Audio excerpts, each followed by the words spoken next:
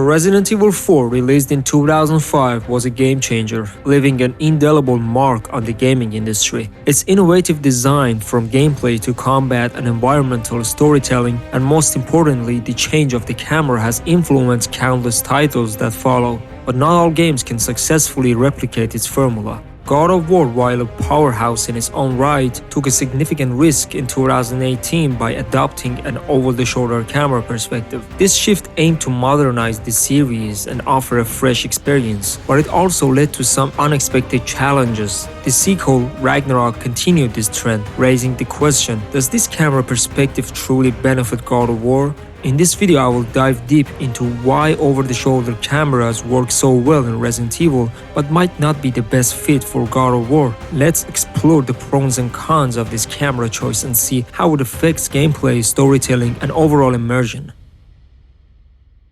The first thing I would like to address is the difference in genres between these two popular game series. God of War is a hack-and-slash game with RPG mechanics, while Resident Evil is mostly a survival horror game. A key difference here is that the limitations of the over-the-shoulder camera in Resident Evil actually contribute to its sense of fear. When exploring and shooting in Resident Evil 4 or its remake, you're limited to a 180-degree view of your surroundings. While this might not be as scary as the fixed cameras of the classic Resident Evil games, it still aligns perfectly with the game's genre and helps create a sense of fear and anxiety in various situations. On the other hand, God of War is not a horror game, and limiting the player's view serves no specific purpose. In fact, it can be seen as a weakness in this type of game. In a fast-paced combat game that relies heavily on melee weapons, players need clear view of their surroundings to maintain the game's momentum. The combat in God of War is designed to be epic and chaotic, and a 180-degree limitation hinders this goal. In Resident Evil, players engage in combat using firearms. The choice of firearms is heavily influenced by the enemy's position. For long-distance enemies, a sniper rifle is ideal. For mid-range encounters, pistols, assault rifles, or submachine guns are suitable options. And when enemies get close, shotguns are the go-to choice. This variety, combined with enemy weaknesses and unique reactions to different weapons, creates a satisfying gameplay loop. These combos keep the game engaging at every moment. Unlike Resident Evil, where players have access to a variety of firearms to engage enemies at different ranges, God of War primarily relies on melee combat. While it's possible to throw the Leviathan axe or Blades of Chaos to distant enemies, these ranged attacks are slow and can leave you vulnerable while aiming. Additionally, most enemies in God of War are designed to close the gap quickly, forcing players into melee combat. While Santa Monica has made efforts to limit the number of enemies on the screen and reduce the speed of off-screen enemies, this can still disrupt the flow of combat, particularly when multiple enemies converge on Kratos. It's also difficult to judge the distance to enemies at this camera angle. Kratos must get close to deal damage, which is especially noticeable when using the Leviathan axe and the Draupnir spear. However, the Blades of Chaos help alleviate this issue somewhat due to its wider range. Nonetheless, none of these factors distract from the enjoyment of combat in the Norse God of War games. Attacking with these weapons is incredibly satisfying, especially the Draupnir spear, which proves that a well-designed spear combat system is possible in video games.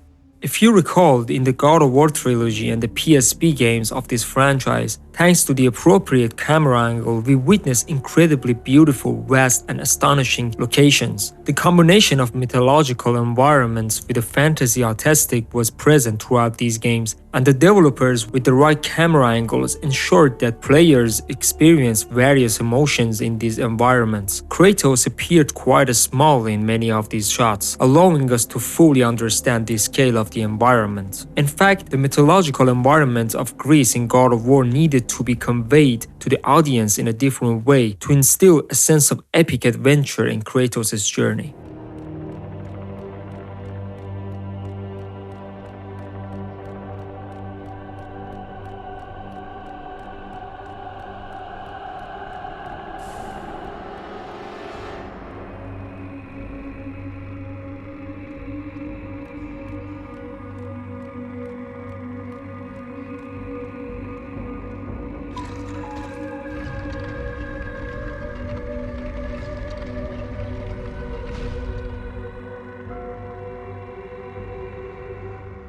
Unfortunately, this is not very apparent in the over-the-shoulder camera perspective. The environments and the structures do not have the opportunity to showcase themselves. Although there are still some very special, beautiful and vast locations, however, the timeless magic of God of War and the unique design of the game's environments and structures are not as evident in the Norse duology. However, this is not the case in Resident Evil. The environment design in Resident Evil and many other horror games is not as grand or epic. It doesn't need to be. The environments are claustrophobic and the camera helps to create a greater sense of fear by being close to the character and having a narrow field of view. Events in these types of games usually take place in a building, forest, cabin, or other relatively enclosed spaces. Of course, in Resident Evil 4 2005, we had castle environments with unique architecture, tall walls and beautiful carvings, where the character Leon looked small in comparison to the surroundings. Interestingly, the camera in some of these parts, with slight changes, made us perceive this even more. While this reduced the overall fear of the game, it gave us a different feeling. In one part of the castle in the original RE4, we see a large statue of Salazar that during a quick-time event tries to crush Leon. If you pay attention, this statue's grandeur becomes more apparent when the camera in the QTE is positioned from the front at the low angle looking up. In the Resident Evil 4 remake released in 2023, the castle environment, thanks to the different lighting and smaller spaces, feels more frightening.